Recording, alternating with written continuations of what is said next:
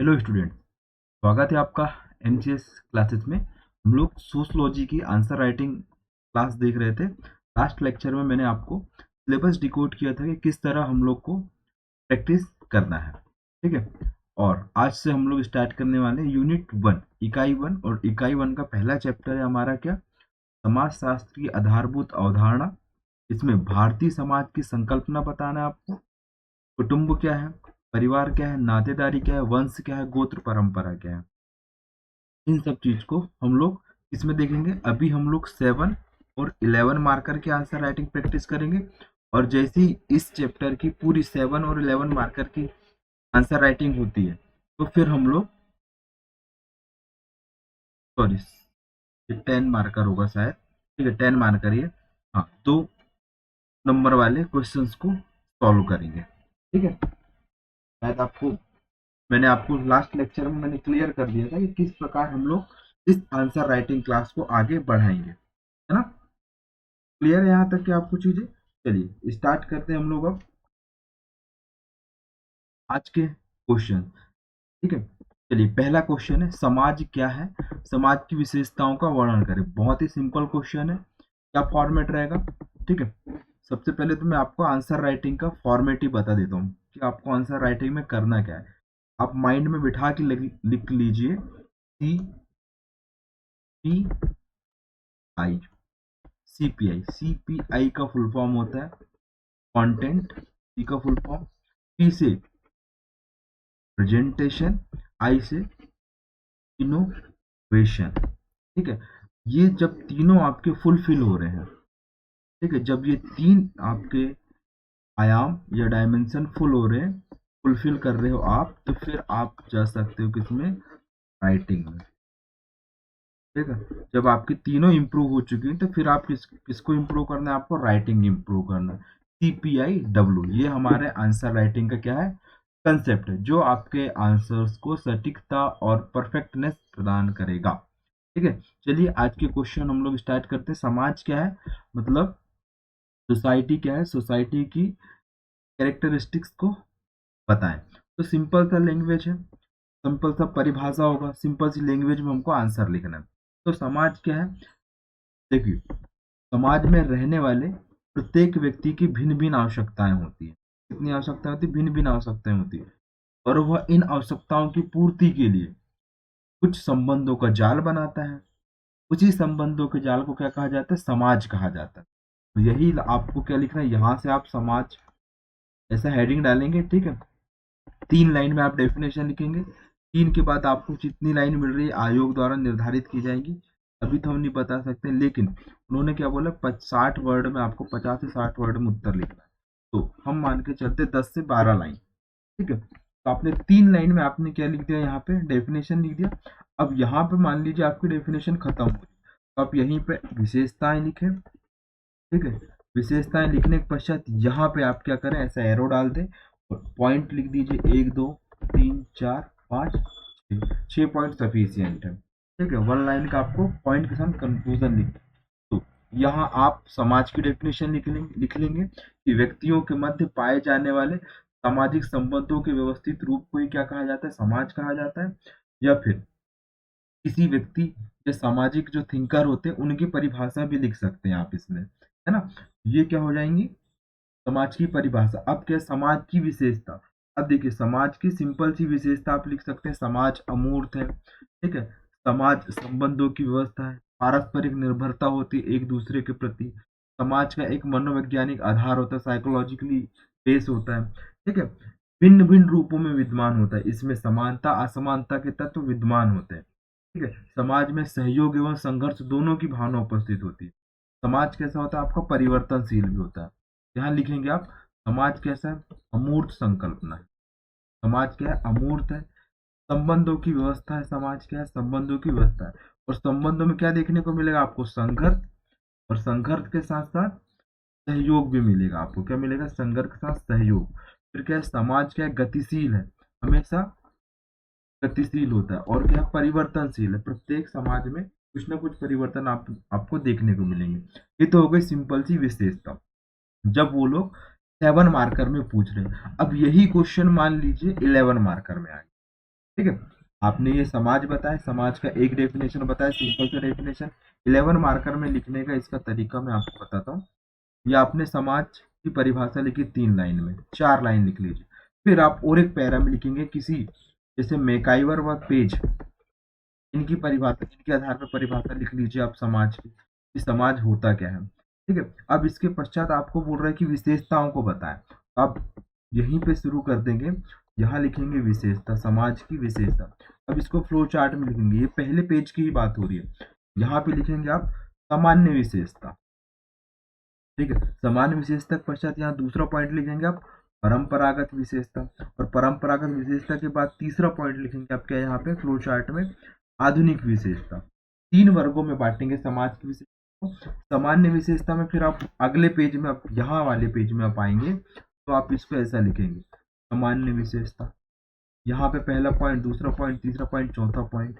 यहाँ पे फिर क्या लिखेंगे आप, हेडिंग परंपरागत विशेषता, पहला पॉइंट, तीसरा पॉइंट, चौथा पॉइंट, 5-6 पॉइंट। ठीक है, फिर इसके पास तीसरी विशेषता क्या, हमारी आधुनिक विशेषता, आप उनको दिखाएंगे। अब सामान्य विशेषता में कौन कौन से पॉइंट आएंगे, सबसे पहले तो प्राचीनतम समाज। ठीक है, प्राचीनतम एवं स्थायित्व, निरंतरता विद्यमान है इसमें। ठीक है, लचीलापन व सहिष्णुता है, क्या है, लचीलापन एवं सहिष्णुता। फिर क्या है, ग्रहणशीलता, ये विविध प्रकार के विचारों को ग्रहण करता है। ठीक है, इसके पश्चात क्या है, विविधता में एकता। ठीक है, फिर आध्यात्मिकता एवं भौतिकता का समन्वय है। फिर परंपरागत विशेषताओं में क्या होगा, इसमें धर्म के सिद्धांत की व्यवस्था है, कर्म के सिद्धांत की व्यवस्था है, आश्रम व्यवस्था विद्यमान है, यहाँ पे वर्ण व्यवस्था विद्यमान है, संयुक्त परिवार प्रथा विद्यमान है, किसमें, परंपरागत विशेषताओं में। और हम लोग आधुनिक विशेषता की बात करें तो आपको यहाँ पे आधुनिक शिक्षा दिखेगी आपको। ठीक है, जाति प्रथा की कठोरता में कमी आएगी। ठीक है, रूढ़िवादिता में कमी आएगी, पैसे की बहुलता होगी, प्रत्येक व्यक्ति की अलग अलग व्यवसाय होगा। ठीक है, आधुनिकरण की ओर अग्रसर होंगे हम लोग। ये क्या हो जाएगा, इसका बेसिक 11 मार्कर वाला हो जाएगा। ठीक है, 10 मार्कर, सॉरी 10 मार्कर, मुझे 11 मार्कर बार बार आ रहा है क्योंकि 22-23 का मेंस हम लोगों ने 11 मार्कर में दिया है, इसलिए है ना। ठीक है, सॉरी, जहां पे मैंने 11 मार्कर बोला आप उसको करेक्ट कर लीजिएगा, 10 मार्कर। ठीक है, अब यहाँ पे जैसे ही आपने विशेषताएं लिखे, एक अच्छा सा कंक्लूजन लिखना है आपको 2 लाइन का, जो आपको, हाँ, इसका कंक्लूजन ये होगा, इन्हीं विशेषताओं के आधार पर समाज अपने आप को क्या बनाता है, सुदृढ़ बनाता है, और सहिष्णुता के विचार को क्या करता है, प्रगतिशील बनाता है। ठीक है, ये हो जाएगा क्या, आपका ऑप्टिमिस्टिक निष्कर्ष। ऑप्टिमिस्टिक ही मतलब आशावादी निष्कर्ष ही आईएमपी है, क्योंकि वो आपके उत्तर को क्या बनाता है, सटीकता प्रदान करता है। ठीक है, अब आते हैं हम लोग नेक्स्ट क्वेश्चन में। नेक्स्ट क्वेश्चन क्या है हमारा, मेकाइवर और पेज के अनुसार परिवार क्या है, परिवार की उत्पत्ति के सिद्धांतों को बताइए। बहुत ही अच्छा क्वेश्चन है। मेकाइवर और पेज के अनुसार परिवार क्या है, और परिवार के उत्पत्ति सिद्धांतों को वर्णन करें। तो परिवार सिंपल सा, इसका इनके अनुसार लिखना पड़ेगा अब आपको परिभाषा। तो परिभाषा लिख लीजिए, परिवार पर्याप्त एवं निश्चित, परिवार क्या होता है, पर्याप्त एवं निश्चित, टिकाऊ, यानी कि बना रहना है आपको संबंध। परिवार पर्याप्त, निश्चित व टिकाऊ यौन संबंधों द्वारा परिभाषित एक समूह है। यानी कि आप देख लीजिए, एक स्त्री पुरुष, उनके बीच में एक पर्याप्त और निश्चित, यदि वो बाहर अफेयर नहीं कर सकते, ठीक है, एक निश्चित संबंध रहेगा, और वो कैसे रहेगा, हमेशा के लिए बना रहेगा, टिकाऊ रहेगा, बहुत लंबे समय तक के बना रहेगा। ठीक है, यौन संबंधों को परिभाषित करता है, जो प्रजनन के माध्यम से बच्चों के पालन पोषण की व्यवस्था करने की क्षमता रखता है। सिंपल सा लैंग्वेज, सिंपल सी परिभाषा है। परिवार क्या है, पर्याप्त, निश्चित एवं टिकाऊ यौन संबंध द्वारा इस परिभाषित एक समूह है, जो प्रजनन तथा बच्चों के पालन पोषण की व्यवस्था करने की क्षमता रखता है। ठीक है, ये आपको 4 लाइन में लिखना है ये परिभाषा, क्योंकि उसने बोला क्या है, मेकाइवर तथा पेज के अनुसार बताना है। तो आपको एग्जैक्ट डेफिनेशन इसकी याद होना चाहिए, 4 लाइन में इसकी परिभाषा जा सकती है।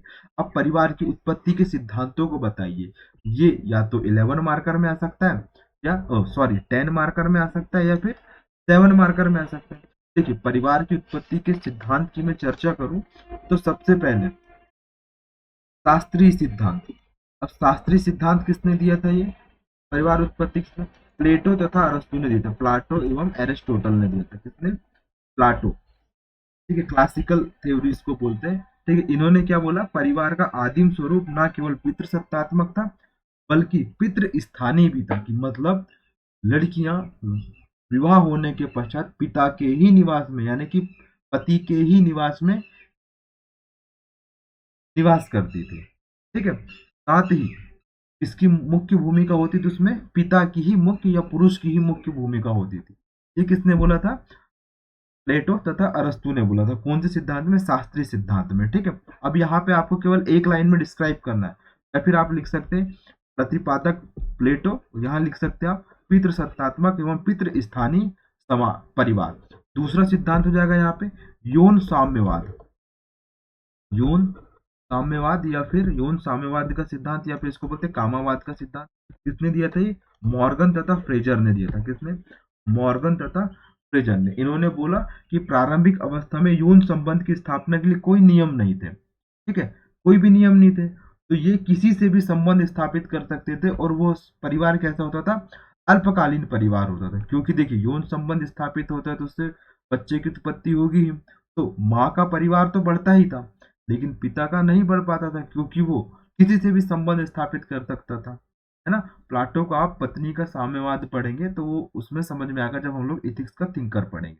ठीक है, ये क्या हो गया, यौन साम्यवाद। किसने दिया था, मॉर्गन तथा फ्रेजर ने दिया था। इसके पश्चात तीसरा सिद्धांत क्या है, एकल विवाह सिद्धांत। एकल विवाह सिद्धांत किसने दिया था, ये वेस्ट मार्कर ने दिया था। व्यक्ति एक ही विवाह करता है अपने जीवन में, दो या दो से अधिक विवाह नहीं कर सकता, उन्होंने अपने सिद्धांत में बोला था। लेकिन प्राचीन समाज में एक से अधिक विवाह होते थे। अब विवाह भी कितने प्रकार के होते थे, एक बहुपति विवाह और एक बहुपत्नी विवाह। ठीक है, समूह विवाह और गैर सामूहिक विवाह, ऐसे बहुत सारे विवाह है। अभी हम लोग विवाह वाला टॉपिक आएगा तो उसमें हम लोग विवाह या मैरिज को कवर कर लेंगे। ठीक है, चौथा इसमें पॉइंट हो जाएगा मात्र सत्तात्मक सिद्धांत। लिख लीजिए, मात्र सत्तात्मक सिद्धांत। विवाह किसकी उत्पत्ति का है, परिवार की उत्पत्ति का सिद्धांत है, मात्र सत्तात्मक सिद्धांत। अब इसके प्रतिपादक कौन है, बी फ्रॉड बोलते हैं जिसको। ठीक है, इन्होंने क्या बोला कि प्राचीन समय में देखिए, जो मॉर्गन और फ्रेजर ने बोला था कि महिलाएं, जब पुरुष महिलाओं के साथ यौन संबंध स्थापित करते थे तो उनसे बच्चे की उत्पत्ति होती थी, और पति कहाँ चला जाता था, युद्ध लड़ने या किसी भी काम में चला जाता था, तो घर को कौन संभालता था, माता ही संभालती थी, माता ही अपने बच्चे का पालन पोषण करती थी। इसी प्रकार जब माता का विकास हुआ, जब माता ही सब कुछ करने लगी, तो उस समाज को क्या बोले जाने लगा, मात्र सत्तात्मक समाज कहा जाने लगा। और भारत में ऐसी कौन सी जनजाति बताइए जो मात्र सत्तात्मक समाज को अभी भी मानती है, नायर जनजाति। कहाँ पे, केरला में निवास करती है। ठीक है, देख लीजिएगा। इसके पश्चात इसमें पांचवा सिद्धांत हो जाएगा उद्ध विकास का सिद्धांत। उद्ध विकास का सिद्धांत, इसके द्वारा उन्होंने बोला क्या, यौन साम्यवाद होगा। जब यौन साम्यवाद होगा तो बहुपति विवाह होंगे। अब जब बहुपति विवाह होंगे तो बहुपत्नी विवाह भी होंगे।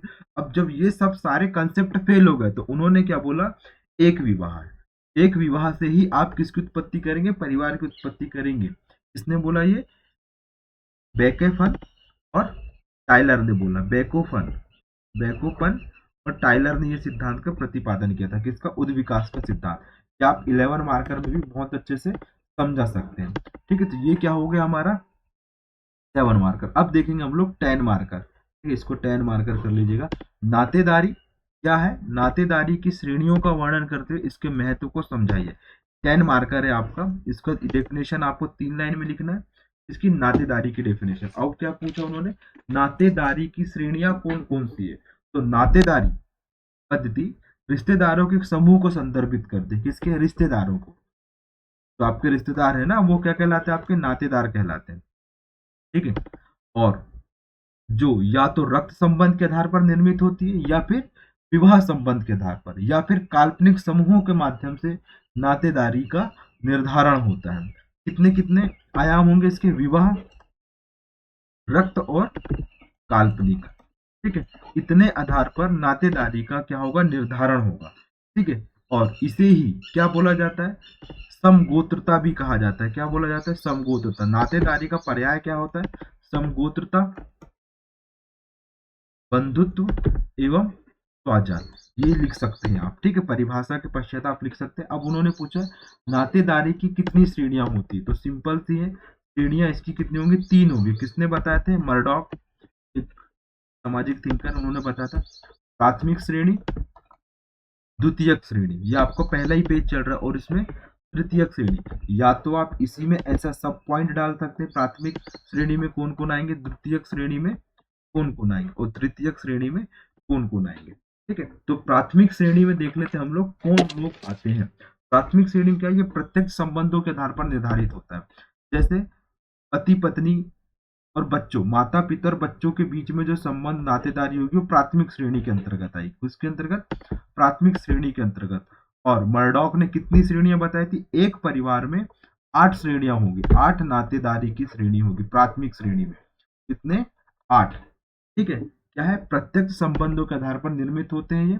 और फिर द्वितीयक श्रेणी में क्या है, प्राथमिक श्रेणी के संबंधों के आधार पर निर्मित होते हैं। किसमें, प्राथमिक श्रेणी के जो संबंध हो गए उसके द्वारा निर्धारित होते हैं। मर्डॉक ने कितनी बताई है यहाँ पे, 33 श्रेणियां बताई हैं कि एक परिवार के कितने नातेदारी हो सकते हैं, 33 हो सकते हैं। और इसमें कौन हो जाएंगे, जैसे माता, और माता के हमारे क्या होते हैं, साले सालियां, आपने सुना होगा है ना। प्रत्येक स्त्री पुरुष की जब शादी होती है ना, उसके पश्चात जो उसके भाई बहन होते हैं वो क्या कहलाते हैं, साले सालियां कहलाते हैं। ठीक है, ये हो गई क्या, द्वितीयक श्रेणी। अब तृतीयक श्रेणी क्या होती है, एक तीसरी श्रेणी, ये द्वितीयक संबंधों के आधार पर निर्धारित होती है। जो द्वितीयक संबंध होंगे उसके आधार पर निर्धारित होगी। और मर्डॉक ने कितनी बताया, 133 बताया, लेकिन मध्य प्रदेश की उच्च शासन शिक्षा ने इसकी श्रेणी कितनी बताई है, 151 बताई। तो आप ये दोनों याद कर सकते हैं ना। ये हो गया क्या, तृतीयक श्रेणी। अब इसका एग्जाम्पल लिख लीजिए आप, देवरानी। ठीक है, देवरानी, यदि मान लीजिए आपका विवाह, आप ए है और बी से आपका विवाह हो रहा है। ठीक है, आपका भाई क्या है, सी है, उसका विवाह डी से हुआ है। तो ये बी और डी का जो रिलेशन होगा वो तृतीयक श्रेणी के अंतर्गत आएगा।